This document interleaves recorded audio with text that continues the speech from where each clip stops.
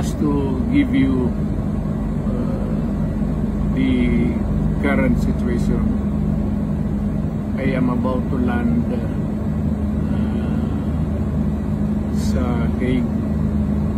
Galing ako Dubai. Stopover for it's a long haul, it's a long flight.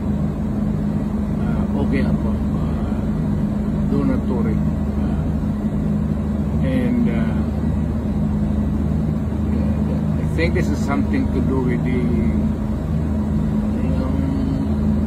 law and order noon. At sinasabi ko naman sa mga pulis at military na trabaho kayo at ako ang managot. So ito na nga, for all of the whatever happened in the past, ako na yung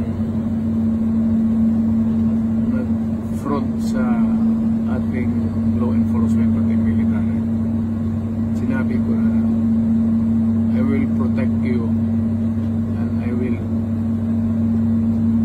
ako ang managot sa lahat.